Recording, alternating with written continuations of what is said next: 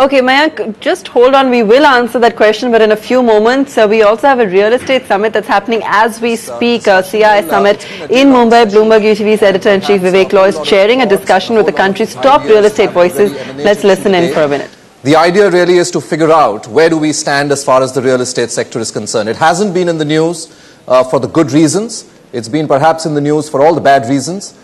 We've had a situation of very sharp increases in interest rates, and that's never good as far as both a developer is concerned and a consumer is concerned. We have a slowdown kind of a situation broadly as far as the country is concerned, and therefore an integral part of that, which is the real estate sector, obviously cannot be insulated from it. So what does this situation really mean from a developer's point of view, and also importantly from a consumer's point of view? That's what we're going to try and find out. What, A, the situation the real estate sector is in, B, what's the way forward?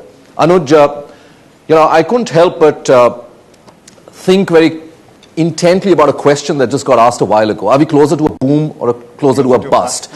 And in a very typical style of the real estate sector, the whole answer was deflected, right? And so beautifully put diplomatically that I'm neither going to say I'm close to a boom or a bust. So I'm going to ask you again on behalf of all viewers that where do we stand? Nothing seems to be going right as far as the sector is concerned. You're squeezed for funds.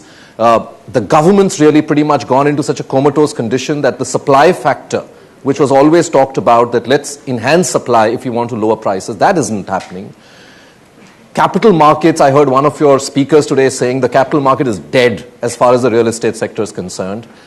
So what are you all really doing? What is the sector really doing? And that's a question I'm going to pose to each one of you before I take my next question. So Vivek, if I can just divide it into three sectors and maybe geographies. So three sectors quickly: office and retail doing very well. Great amount of demand. Office, we moved from 20 million square feet of demand in 2009 to 31 in 2010 and to 41 in 2011. 2011 will actually be the best year that India would have witnessed in terms of the office absorption. Similarly, on the retail, from 4 million square feet in 2010, the absorption has moved to 11 million square feet. So clearly from 4 million square feet to 11 million square feet, from 20 million in 2009 to 41 million in 2011 as an absorption, those two sectors are doing very well. But mind you, the prices had come down during the global financial crisis. The prices had corrected in those between 25 to 30%, and they have largely continued to remain there, barring a few micro markets like Gurgaon or Bandra Kurla. But otherwise, the prices have remained at a discounted from the time of prior to the global financial crisis. If you look at the residential, leave Delhi and Bombay. The other city is doing very well. Very strong, great demand, great pricing in those cities, and the cycle's continuing to go on, really. It's really Delhi, Bombay, the two cities where we are absolutely, as you said, is really in a lockjam position today. Whether it's the approvals, whether it's the private equity, whether it's the financial institutions, whether it's the consumer, I think the cycle is just not moving from that side. But those two are your biggest markets for the sector, right? On the residential, Delhi and Bombay are the two, absolutely, the biggest markets. So which side are you on? That things are very strained, and therefore, while you said it's great pricing for the developer, but terrible pricing for the consumer, right? Yeah, and Vivek, my thought was because consumers would ask the question, because again, one of the panelists said, real estate has a very quick cycle, right? That was the answer. But that cycle doesn't seem to be true for the consumer because he only sees prices high. Right. He hasn't seen any fluctuation, right? He's only seen them there. Yeah. And my thought was that the prices would start to come down. But the trouble is that the supply which we had thought would actually come out into the market is unlikely to happen. Because the approvals, the way that it stands today, is unlikely that you're going to get it over the next 6 to 12 months. And clearly that is what is going to cause grief, because there's going to be inadequate supply that's going to come out into the market, as a result of which the prices will continue to remain where they are. Okay. Ashish, come in on that. I think the question of boom or bust, to be honest, as a developer, I'd prefer one or the other. What we're going through is a period of doldrums. It's neither here nor there. A bust will be followed by a boom. You survive it, things are great. A boom is that you make money, you reserve yourself for a bust. The problem with doldrums is, as Anuj said, we're having what people in Bombay and Delhi are unique. They together, at one point of time, were 80% of the India market. And yes, residential, Bombay, Delhi, not even commercial, that's what's facing the issue. Prices went up 70% as if 2008 never happened, which did not happen in office and did not happen in other cities.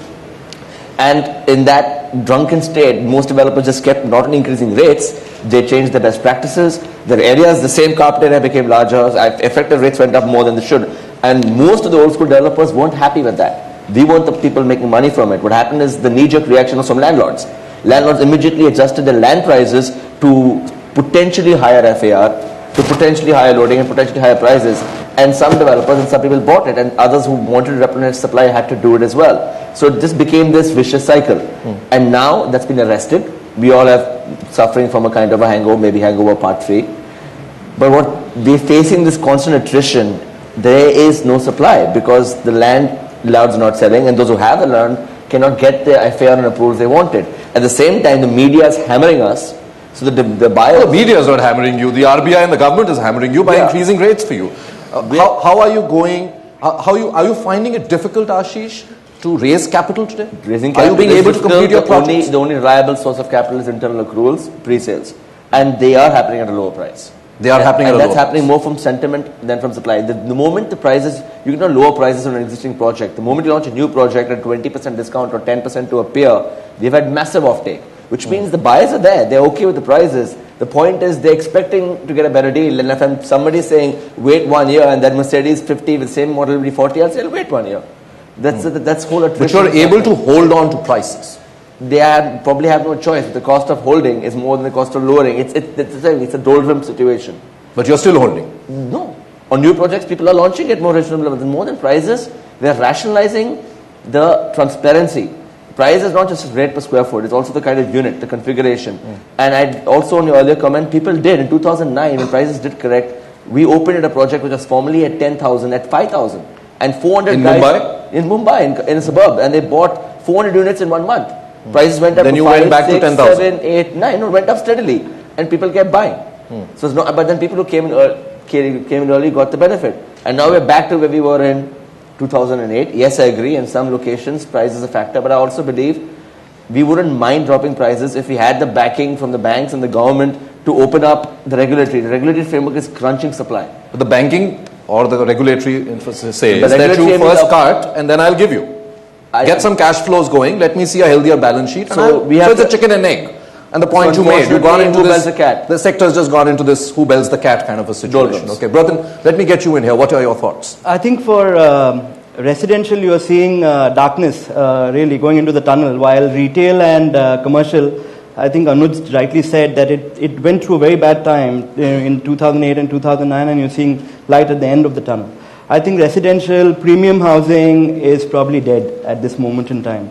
And it's largely dead because of the fact of approvals.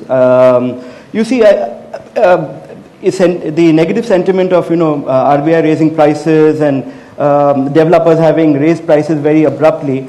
I think the real culprit in this whole thing is the government. And I'm not saying because they're not in the room, hence speak out. But there are no approvals coming. And the press rightly mentions that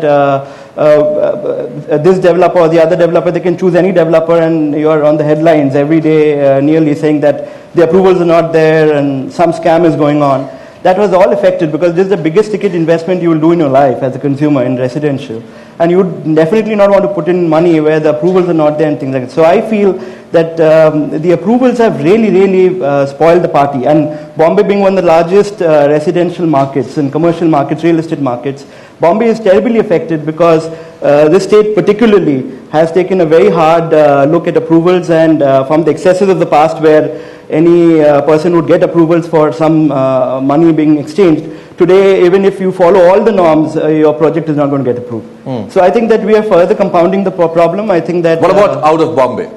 Out of Bombay, I know it's a market in itself. I'll talk from my own experience because projects which are in the affordable category, in the value category, we have seen outstanding demand.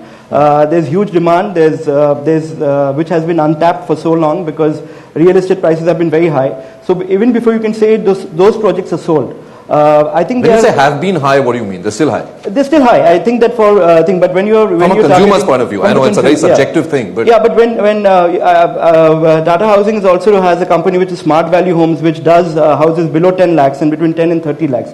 And this category has not been really been focused on by developers. So for us, we have seen a lot of traction in sales velocity and other consumer interest in the affordable category. But if I speak from the premium category, sales have been sluggish. Vijay, do you want to come in? You perhaps are more focused on the affordable housing thing. And I remember about 2 or 3 years ago, for the last 2 or 3 years, and of course I'll come to the rest of the panel as well, this was the buzzword. Every time I think the industry sat down to talk in a summit like this, it was always about affordable housing. Has that delivered according to you? Is that something that continues to grow? Or is that also facing the same kind of pain that the higher end residential is? I think the affordable housing is not in that kind of trouble. Of course, I like to first clarify what's affordable, because affordable is very relative term. It changes from city to city, state to state. Now, I would say that since we operate in all tier 1, tier 2, tier 3 markets, at Indore, price bracket of 20 to 30 lakhs is affordable. When you come to Pune, it becomes 30 to 40 lakhs. Come to Bombay, it becomes 50 to 70 lakhs. So that's the changes with the city, what's affordable. In the same segment, whichever be the city, I also disagree with this that 80% of India is made up of Delhi and Bombay. No, the point was it was at one point of time, not now. 10 years ago. He said 10 years ago. So yeah. I think lot of markets have emerged. If you go by the CRISIL report which come out yesterday, 10 cities, they're talking about next Bhopal, Indore, do figure in that way we operate, and there's Bhubaneswar, there are other cities which are going to see in next decade a lot of real estate action. And the volumes are still growing there. Unlike Mumbai and Delhi, the volumes there are still growing. The problem, of course, we are facing as the input costs are going up, the construction costs are going up, the labor problems are coming in, and construction generally is getting difficult. But for large projects which can spread this, and if we can have technology support as what we are looking now, the affordable segment will still remain a very sweet spot. It will continue to do well for time to come, because we're talking about 26 billion house shortage. Old study was JLL or McKinsey, we talk about 26 million house shortage.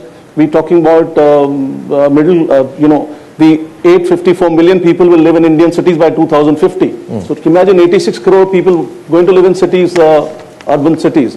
So that kind of demand, it's a huge demand. No, I don't understand this paradox, what we're facing now, boom or bust. When we've got so much of demand, huge demand, insatiable demand, I would say, where's the question of a bust? It means that possibly we are not focused, or we're not focusing on what is being demanded by the customer. We don't understand him. We don't understand his pockets. We don't understand what he exactly wants. And we are possibly at Parel, suppose, I'm not that I'm doing at Parel, I'm absolutely not there. But everybody wants to build very luxury housing. Dubai has seen a huge problem with everybody running after a particular kind of category. So if we can, introspect ourselves, when we select a spot, or when we select an area, do a proper study, create a size which is affordable to the pocket, that it matches the sweet spot of that area, I don't think builders will... You're basically very politely saying that there's greed. That's what you're saying. I agree. Right? So there's demand. It's doing well. All right. I think one of the problems, if I may come this side, is one is, of course, the fact that supply, and that's been an issue for almost a decade now. The sector has been crying that kind of, rather than attacking just the demand by increasing interest rates, why don't you, for a change, throw open supply as well? And that hasn't happened, or happened, perhaps it's gone further, regressed further. But I think today the biggest problem is capital. Where are you getting the capital from? The stock market has punished whatever listed companies that we had down by 80%. Of course, I know today I was happy for you all to see that thing, that real estate stocks rebound very handsomely. But by and large, you've had a terrible year on the markets. You can't go back to the market and say, give me more money. Banks are squeezing you. Private equity, I know you've had a session today. I would like to hear from you all what the general sense was. Is capital really the issue now? I don't think quality of the quality of the sector in terms of what it produces, I think, is global standard today. But is capital, and therefore pricing? I mean, to answer his question, the demand is there in terms of how many people are there wanting to buy a house, but then if it's not happening, it's only because of pricing. Is that really the issue the sector is dealing with? Capital and completion of projects, therefore, and the price line?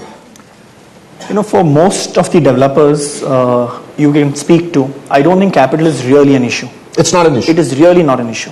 I know, you've just done a mega deal the other day. No, irrespective of that, for most of reputed developers who have a track record, who can deliver, capital is genuinely not an issue. Bankers will lend to you, private equity will come and give you money. The biggest problem we face is there is just no supply. Okay. The government policies does not allow us to go and build and deliver quantities. If you do not deliver volumes, you are sitting on a limited stock. The limited stock cannot be replaced because land prices are still high. I will tell you a simple thing. The government is sitting on a policy of 0.33 FSI, which when introduced, the TDR prices fell from 3,000 rupees to 800 rupees a square feet. Today, the TDR prices are back to 3,000 rupees a square feet. My cost of construction is 5,000 rupees a square feet. Can I sell a home in Mumbai city for less than 10,000? Can a person afford a home less than 1.5 crores in the city of Mumbai? It is not greed. I would strongly disagree with my panelists where we say that builders have become greedy. We've not become greedy. We just cannot afford to cut prices. If we are supported by strong policies. But that's only Mumbai. In Mumbai. Because see, today we are facing a problem basically in Mumbai and Delhi. And Mumbai specific, I can talk very, very firmly is the problem is not greed. We all want to generate volumes. We all want to grow. And we will be happy if we can serve, instead of 100 customers, 1,000 customers. That is where we can generate and build our companies. None of us want to build companies which are 100 crores and 200 crore turnovers. The problem really exists today is primarily one, there is no supply of land in Mumbai. Coming to you live from the CI Real Estate Summit taking place in Mumbai. We take a very short break. More news on the other side. Stay tuned.